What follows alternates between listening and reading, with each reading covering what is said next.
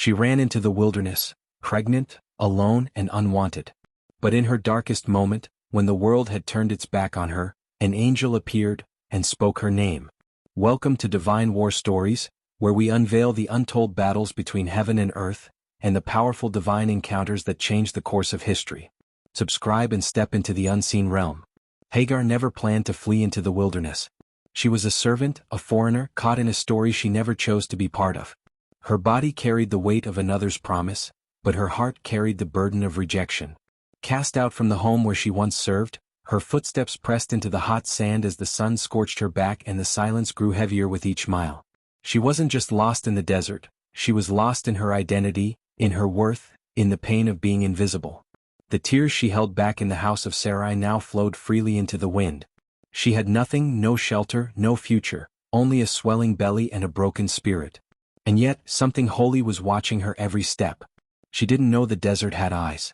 Not just the sharp vision of predators or the endless gaze of the sun, but eyes from heaven, eyes that see the unseen. Somewhere near a spring of water, she collapsed. Her legs could carry her no further, and her heart could bear no more silence. It was there, in that fragile moment of surrender, that the impossible happened. A voice pierced the wilderness. It didn't come with thunder or fire, it came gently. Hagar, servant of Sarai, where have you come from and where are you going? She lifted her head. The voice wasn't human. The light was too pure, the presence too overwhelming. She realized this was no ordinary messenger. It was the angel of the Lord. He knew her name. He knew her status. But he didn't call her a mistake. He didn't remind her of her origin or shame her for fleeing. He asked a question that wasn't about geography, it was about her soul. Where had she come from? A place of pain. Where was she going? She didn't know. But in that moment, what mattered was that heaven knew her. The angel didn't accuse. He listened. He offered instruction, yes, but it came wrapped in compassion. Return to your mistress, he said, and submit to her. But then he didn't stop there. He gave a promise. Not just a command. I will increase your descendants so much that they will be too numerous to count. In a world that treated her as disposable, heaven declared her legacy unstoppable. This wasn't just a survival plan, it was a divine reversal. The child in her womb wasn't forgotten. The womb itself wasn't cursed. The desert wasn't the end. It was the place of revelation. Hagar was no longer just a runaway. She was now a receiver of prophecy. A woman touched by the same voice that had spoken to Abraham himself. And then came the most intimate moment. The angel told her the child's name.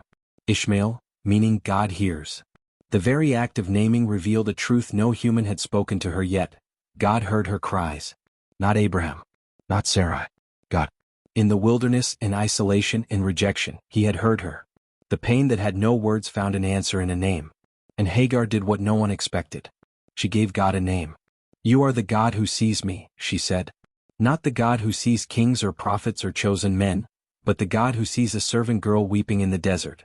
The place where she met him, she named Bir Lahai Roi, the well of the living one who sees me.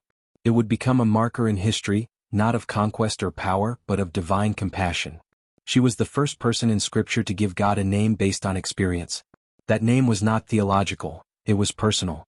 It came from pain, from vulnerability, from an encounter that changed her forever.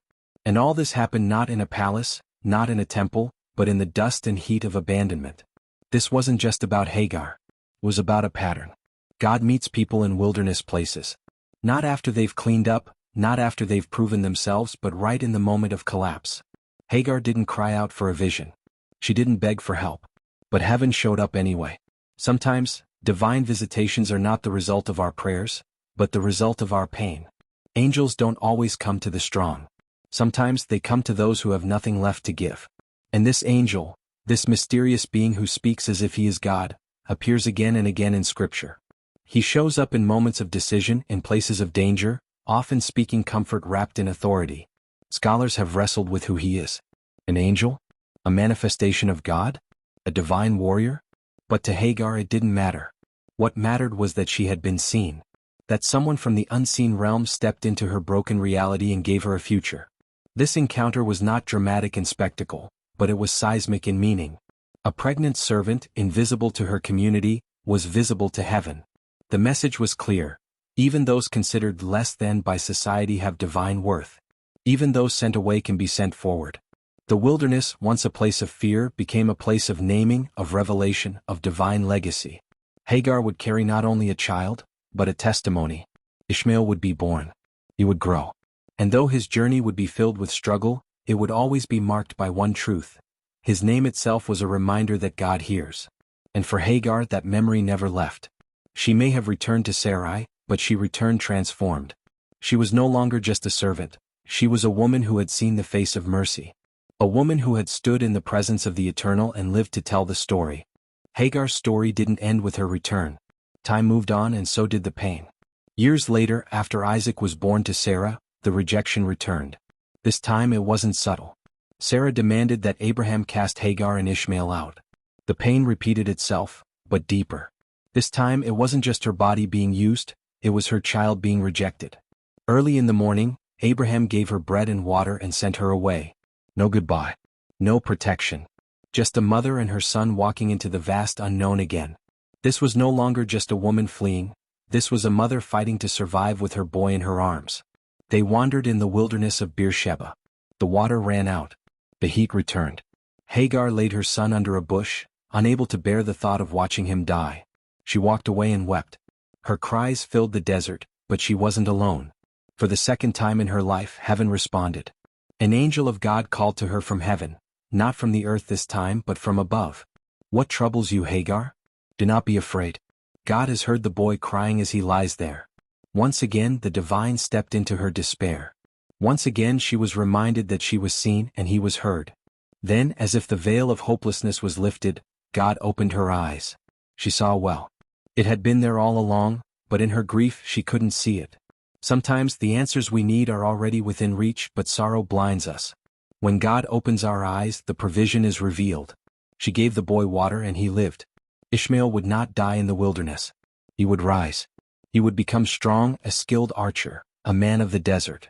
He would marry, have a lineage, a life. His beginning was rejection, but his journey would echo resilience. And all of it started with a mother who had two divine encounters in the driest of places. Hagar's story is often forgotten, overshadowed by the covenant narrative of Abraham and Sarah. But hidden in the sand is a truth that refuses to be buried. God doesn't just appear to the chosen. He appears to the cast out. He doesn't just walk with prophets. He walks with mothers in despair. He doesn't just bless the powerful. He blesses the powerless.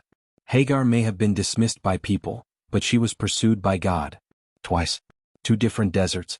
2 different cries. One eternal response. I see you. I hear you. And this is what separates the God of Scripture from every other deity imagined by man. He is not a distant force to be appeased by the worthy. He is the God who sees the broken. He steps into the stories no one wants to write. He dignifies the dismissed. He speaks directly to pain without filters. He doesn't need temples to meet us. He creates sanctuaries out of sand and sorrow. Hagar was not Israel, not the chosen, not the covenant, but she was beloved. And heaven made sure her story would echo through eternity. Even today her name remains. In the pages of Genesis. In the lineage of nations. In the lives of those who feel forgotten. If you've ever felt discarded, misunderstood, or abandoned, Hagar's story is a mirror. Her wilderness is your wilderness. Her cry is your cry. And just like her, you are not alone. The same God who met her by the spring and again by the bush, is the God who meets you in your unanswered prayers. He sees you. He hears you. And in ways unseen he is moving toward you even now. So when you're walking through your own Beersheba, when the water's gone and the heat is unbearable, remember, the well might already be there. You might not see it yet, but it's coming. And if you listen carefully, if you pause in the silence, you might just hear the voice from heaven. The same voice that whispered Hagar's name twice, still speaks. And sometimes all it takes is one word from heaven to rewrite your wilderness. One encounter to transform your exile into a legacy. One revelation to awaken the truth that you are never truly unseen. This is more than history. This is hope wrapped in sand and stars. Hagar's story is not just an ancient narrative, it's a divine blueprint. Her life teaches us that being cast out is not the end, and rejection from man does not cancel the promise of God. Her name, her child, her tears, they're all part of a holy rhythm that plays in the lives of all who wander. And the angel of the Lord? He's still watching, still walking into deserts, still calling names. So to the ones who feel like you're walking alone, carrying more than you can bear with no direction in sight, take heart. Your tears have sound in heaven. Your silence has weight. And the desert you're walking through might just be the very place where God chooses to name your future. Because He sees, He hears, He comes, and He always will. If this story spoke to something deep in your heart, let it be a reminder that you are not forgotten. Divine War Stories brings you moments like these to awaken the eternal within your everyday. Subscribe, share, and walk with us as we uncover the battles behind the veil. You are not alone in your wilderness.